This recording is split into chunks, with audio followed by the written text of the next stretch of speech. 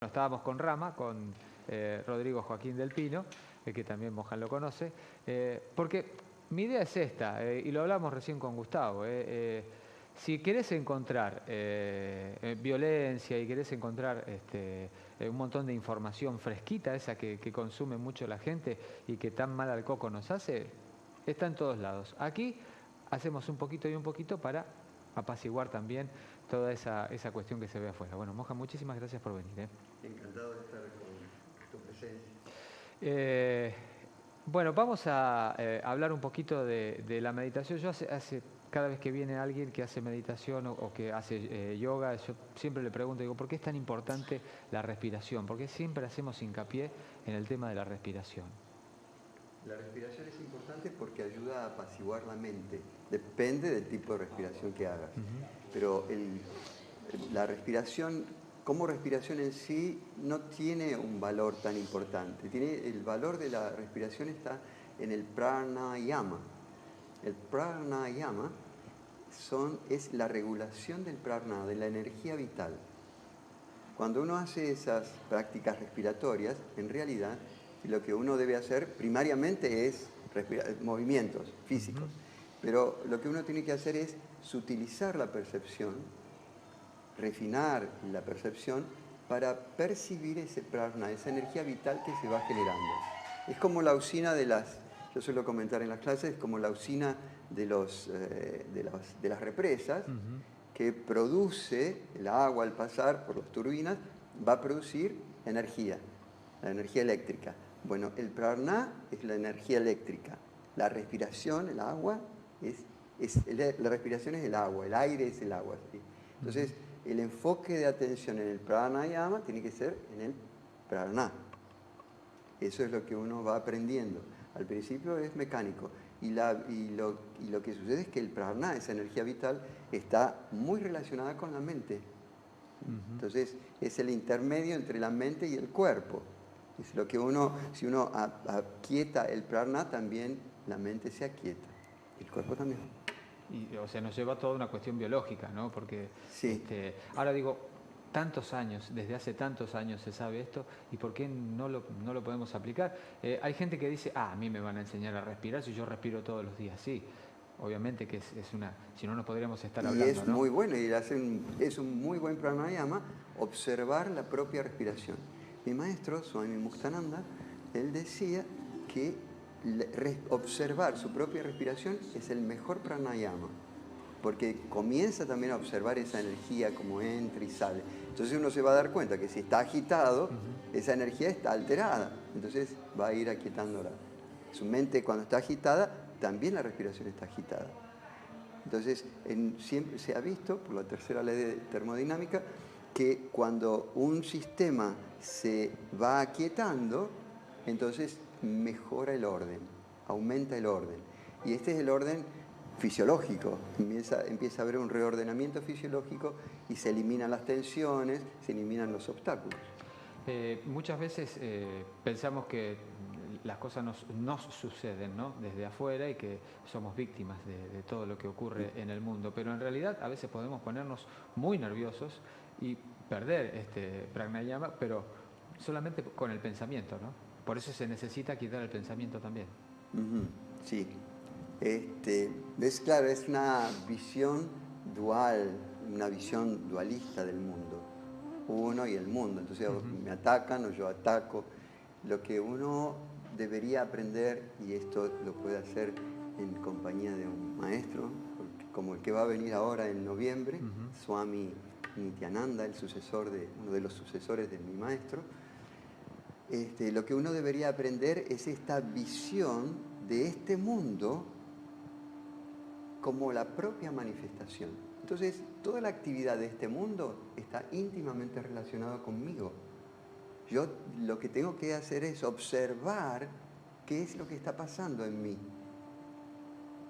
Vos sos el ser del universo, y cualquiera que está mirando también es el ser del universo, y todo este mundo es su propia manifestación.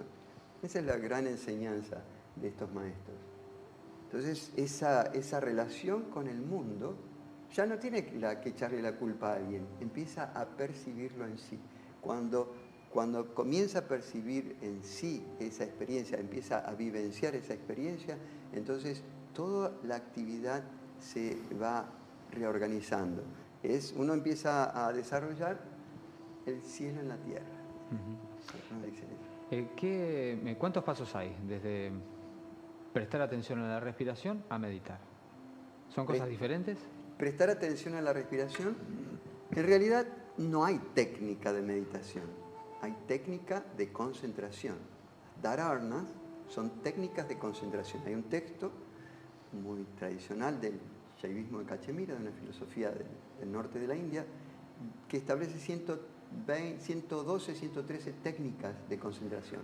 Pero en cualquier punto de este universo, si este universo es tu propia manifestación, en cualquier punto del universo uno puede utilizarlo como una técnica de concentración.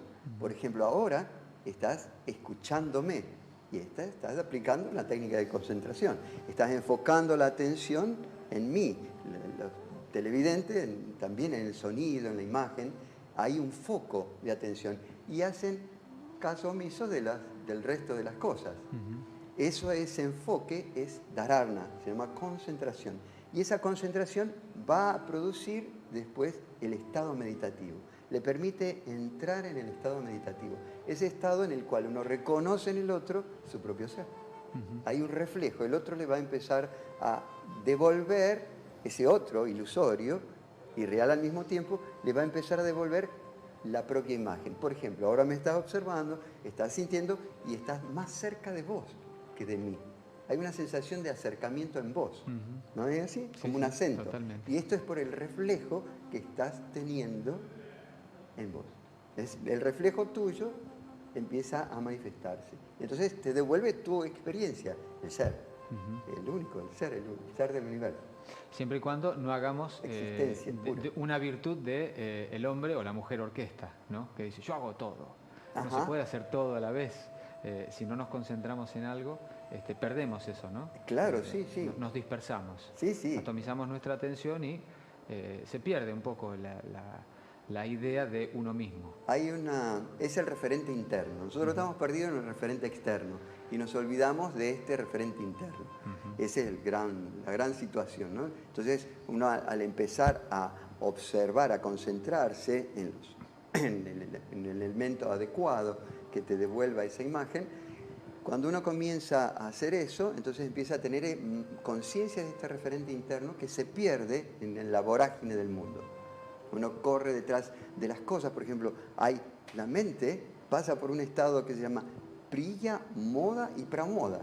Priya, moda y pramoda. La búsqueda del objeto del deseo, tiene el objeto del deseo, la búsqueda del objeto del deseo y la consecución del deseo. Siente un pequeño placer, un pequeño deleite cuando consigue algo. Por ejemplo, ahora vos sentís el deleite de que estás consiguiendo que yo haya venido hasta acá. Y entonces empezás a sentir ese deleite. Pero ese es un glimpse, diría en inglés, ¿no? un destello del ser. Muy pequeño. Muy pequeño. Pero a medida que uno va tomando conciencia del ser, ese estado se empieza a ampliar. Porque, como dicen en la tradición, la mujer ama a su esposo, no por su esposo, sino por el deleite que siente en sí. El esposo ama a su esposa no por la esposa, sino por el deleite que siente en sí. Sí, ahora, tiene que ver con nosotros. En mi caso y en tu caso, yo tengo el deleite de estar aquí hablando con vos y en público, en buena compañía, y vos sentís también ese deleite. Es por el deleite de que haces las cosas. Por eso dicen, yoga sthap kuru karmani. Estar asentado en el yoga, en esa unión, realizar la acción. Cuando uno realiza eso, entonces vive momento a momento, presente a presente. Y cuando uno, como decía el famoso, caminante no hay camino, se hace camino al andar. Cuando uno está en el camino va caminando, vos vas sobre el camino le muestra el camino. Se hace solo, sí. ¿Qué es, yo te decía en la previa, ¿qué es un mantra, por ejemplo? Cuando muchas veces la gente dice, bueno, los mantras son como las oraciones de los cristianos. Yo no sé si es así, pero me parece que el mantra tiene implícito una vibración, ¿no? Sí. Son sonidos muy particulares, muy adecuados para esta época, porque es muy simple. Es un sonido que cuando uno lo va repitiendo, cuando uno repite esos mantras, es lo que protege la mente, dice. Viene de la palabra manas también, ¿no? Mente. Entonces, cuando uno va repitiendo esos sonidos vibran están sintonizados con el ser, con el estado puro de ser. Entonces, cuando uno repite eso, el ser empieza a vibrar. O sea, todo este mundo empieza a tornarse más armonioso. Todo tu mundo. Uno repite el mantra, generalmente se dice, repite el mantra que te dio tu maestro, que es una manera de concentrarse, ¿no? Y de sentir que eso viene de esta conciencia, de alguien que haya alcanzado ese estado de conciencia. Tiene que ser siempre así, desde un maestro al alumno. Es mejor, es la tradición. Uno lo lee, se llama mantra chaitanya o mantra vivo.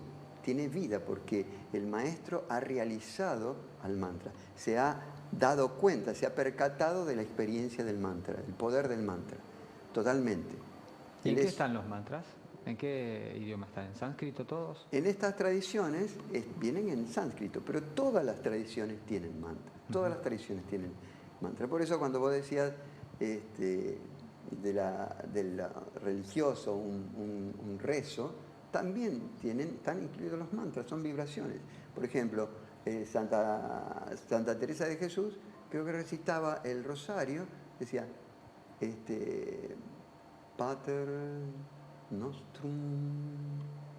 Con vibración. ¿Por qué con vibración? Y eso lo llevaba al estado.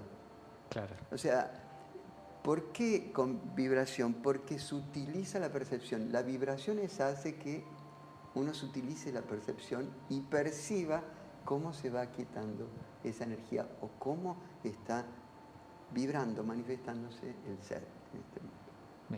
Una última. ¿Qué diferencia hay con el sutra? Sutra viene de la palabra... Sí. Sutra quiere decir, eso es lo que yo dije recién, era un sutra. Kuru... Porque tiene un significado. Sí. Es una frase corta que tiene un profundo significado. Sutra viene de la palabra suturar. Suturar viene de la palabra sutra. Esto es como coser. Generalmente estos sutras tienen un cuerpo de conocimiento. Es un cuerpo de conocimiento. Están unos relacionados con otros. Por ejemplo, el que dije, Yoga Sthakur Karmani, es un sutra, es un aforismo que está en la Bhagavad Gita, en el capítulo 2, versículo 48. Bueno. Sutra ¿Hay que decirlo o escucharlo solamente? ¿Con escucharlo basta o no? Si uno lo repite, digo, mejor. Está el Mani Padme Hum, que está en todos lados. También. Escucharlo está bien. Repetirlo, escucharlo, hacer Manasa Japa, que es la repetición del mantra mentalmente, también es muy bueno. Eso le sirve para el momento de meditar, porque cuando uno se sienta, empieza a quietar, el mantra empieza a vibrar en sí. Tiene que repetirlo tanto hasta que se haga uno con la propia sangre. Bien. Bueno, Mohan, es para largo, es para mucho más, sí. Para mucho más, pero viste que la tele es así. Sí, ya lo sé. Nos tenemos que ir a hacer un segundo. Sí. El 20 de noviembre, el 18 de noviembre viene Gurudev Nityananda, es el sucesor de mi maestro. Y ese día, el 20 de noviembre, va a dar un intensivo donde va a transmitir esa experiencia, esa energía de despertar de conciencia. Lo van a hacer acá en Rosario. Vamos a recibir la visita de él y va a haber varios días, también se queda una semana de actividades. Eso quería decirlo. Vale. También antes, entre el 5 y el 6 de noviembre, está el Congreso Latinoamericano, el primer Congreso Latinoamericano de Ayurveda, que es el sistema de conocimiento védico puesto en los alimentos. Donde está el amigo Caito Chesta. Exactamente. Por eso lo tenía que decir. Sí, hay que decirlo, sí. hay que decirlo. Bueno, muchas gracias, Mohan. Muchísimas gracias.